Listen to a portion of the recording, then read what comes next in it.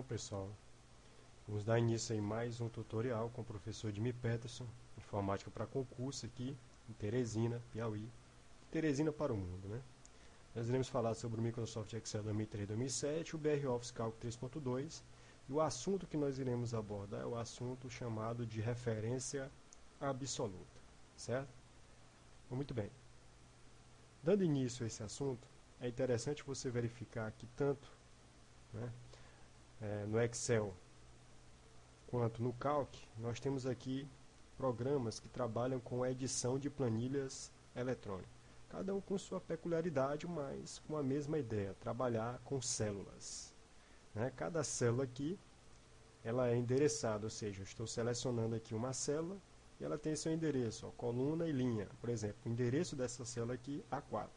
Então, estou fazendo referência em relação a coluna A, e a linha 4. Lembrando que o BR Office Calc, que vem no pacote BR Office, né, é um dos programas lá existentes, você vai verificar que a quantidade de colunas e linhas dele é diferente do Excel 2007, né, diferente do Excel 2003 também. Você observar e você clicar aqui nesse botão seletor, um botãozinho que você clica e mantém pressionado, ele te informa a quantidade de colunas aqui, de linhas, né, no caso, de linhas, 65.536 linhas. O total de coluna desse programa é de 1024. Já quando você pega, né, a nova versão do Excel, ou seja, o Excel 2007, você verifica que quando você clica no botão de selecionar tudo, ó, a quantidade de colunas e linhas é diferente. A quantidade de linhas é 1.048.576 linhas. E de colunas são 16.384. No Excel 2003, se você tem uma ideia, o Excel 2003, a quantidade de colunas são 256 colunas. A quantidade de linhas é a mesma lá do Calc. Linhas é a mesma. Então são 65.536 linhas. Bom? Então, recapitulando aí, você verificou que a quantidade de colunas e linhas são diferentes nesses programas, tá certo? Muito bem.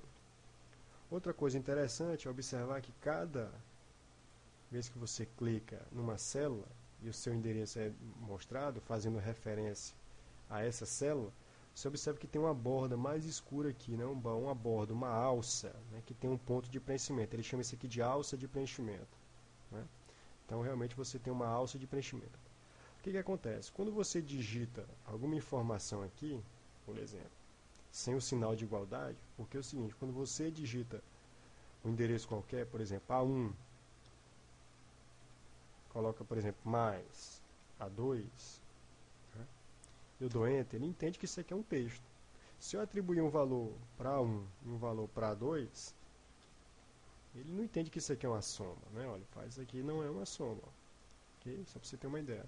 Quando eu digito o sinal de igual, e clico lá, por exemplo, e coloco mais A2, ele entende que com o sinal de igualdade eu vou iniciar uma fórmula, tanto no Excel quanto no Calc, é do mesmo jeito. Então, só por curiosidade, uma prova ao pessoal de técnico legislativo, para agente de polícia legislativa na Câmara do Deputado, né? Você está vendo aqui, no ano de 2007, setembro de 2007, né, Carlos Chagas elaborou uma pergunta, uma questão, onde fazia referência a isso aí, ó. As fórmulas nas planilhas do Excel e do OpenCalc, né, o OpenCalc é que originou o BR Office, caso BR Office Calc, começam respectivamente sempre com o sinal de quê? A resposta aqui seria a letra D, ó. Sem dúvida você marcaria a letra D, começa com o sinal de igualdade. Ok? Por que eu estou dizendo isso? Quando você dá um Enter aqui, você tem um resultado. Então, o que acontece? Quando você digita, por exemplo, uma determinada tabela, onde você vai controlar os produtos, por exemplo, e você faz a discriminação dos produtos, colocando uma quantidade, um valor unitário, colocando aí o valor total, né, o valor da compra, vamos dizer assim.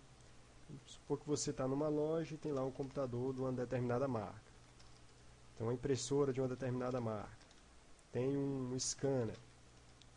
Não vou colocar aqui impressora multifuncional não. Vou colocar um scanner separado. Vou colocar aqui o mouse e um teclado. Você colocou que a pessoa comprou 2 computadores, comprou 3 impressoras, um scanner, 5 mouse e 20 teclados. O valor unitário aqui, né, o valor unitário, você coloca aí, por exemplo, um computador de R$ 1.800, uma impressora de R$ 250, um scanner de R$ 340, um mouse de R$ 21 e um teclado de R$ 180. Um exemplo apenas. Vou aumentar aqui a largura da coluna, porque cada um desses locais aqui você pode aumentar. Né? Entre uma coluna e outra, né, você pode aqui ajustar para que você possa visualizar melhor. Muito bem. Vou selecionar esses itens aqui e vou colocar o estilo de moeda. Ó. Estilo de moeda para que ele possa colocar o recifrando em 2 casas após a vírgula. Então, tá aqui, que é o estilo de moeda. Você passa o ponteiro do mouse e ele fala formato de número de contabilização. Vai dizer lá que você escolhe os formatos alternativos, mas quando você clica ele já atribui o R cifrando em 2 casas após a vírgula. Supor que você queira calcular, imagine que fosse 1000 produtos. Aqui só tem alguns. Eu vou até duplicar isso aqui, só para a gente ter uma ideia. Ó. Imagina que fosse vários produtos. E você tivesse que digitar, tá certo? Cada um desses valores aqui. Por exemplo, se eu tenho 2, que é a quantidade e o valor é R$ 1.800, é só fazer uma multiplicaçãozinha simples. Lembrando que a multiplicação, o sinal é o asterisco. Vezes 1.800. Então, B4 vezes C4. Observa que esses valores aqui faz referência à coluna B e à linha 4. Se você observar, na vertical aqui você tem números, ou seja, você tem números numerando a linha. E aqui você tem letras numerando a coluna, e combinações destas, né? Você vai numerar as colunas. Então, o que é que o Excel entende? O que é que o Calc também entende? Vou dar um enter aqui para a gente ter o resultado. Quando aparece essas, né, cerquinhas aqui, isso quer dizer que a largura da coluna está reduzida. É só você aumentar a largura da coluna aqui e você vai ver o valor. Então, se você diminuir a largura, só você aumentar que ele vai apresentar o valor total. O que é que eu estou querendo te mostrar aqui, para você entender? Então, imagina que eu coloque aqui, igual B1. Então, vamos supor que B1 tivesse o valor 3. Então, está igual a B1. Se eu arrastar, observa que aqui tem uma alça, que eu te falei, onde eu seleciono eu tenho uma alça. Né? E essa alça tem um ponto de preenchimento. O ponteiro do mouse, ele vira uma cruz pretinha, né? Você está vendo aqui, ó, que caracteriza o arrasto. Né? Se eu selecionar aqui, eu posso arrastar o ponto de preenchimento da alça de preenchimento. Arrastou, e observa que ele viu lá que tinha igual B1 e ele deu sequência. Ó.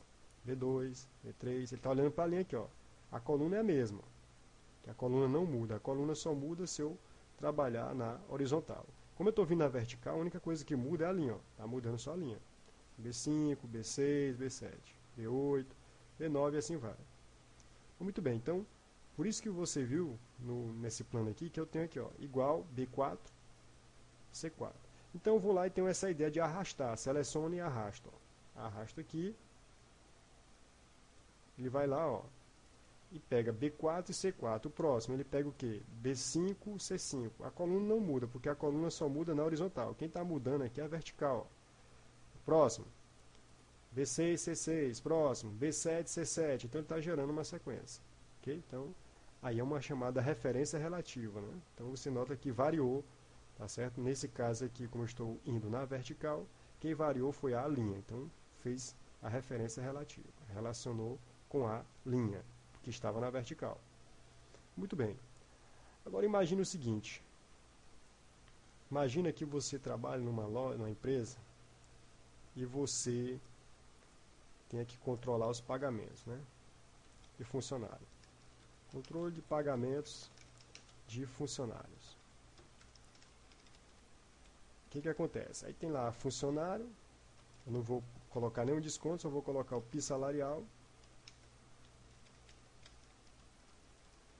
Eu vou colocar o valor bruto do salário. Né? Ok, vou aumentar aqui a largura, você já sabe, ó, entre uma coluna e outra você pode aumentar a largura aqui. Supor um funcionário aqui, Andréia, Bruna, Paulo, vou botar aqui o Anderson também, né?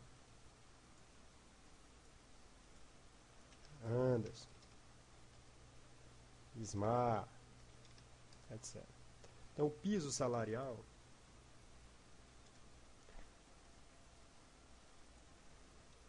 fazendo a correção aqui, o piso salarial, por exemplo, do Anderson. O Anderson ganha 2 salários. O professor Ismar ganha 5 salários, né? O chefão lá. A André ganha 1 salário e meio. A Bruna ganha 1 salário mínimo, né? O piso salarial dela é 1. E o Paulo ganha 3 salários. Okay. Aqui, nesse caso, eu vou colocar numa célula diferente o valor do salário mínimo.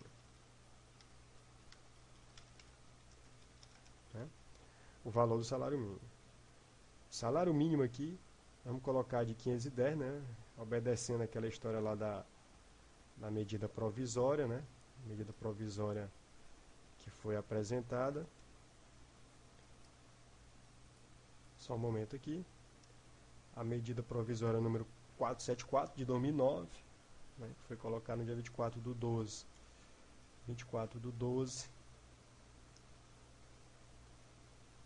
de 2009, né? Então o que acontece? Essa aqui é a medida provisória que instituiu o valor do salário mínimo aqui, 510, né? A medida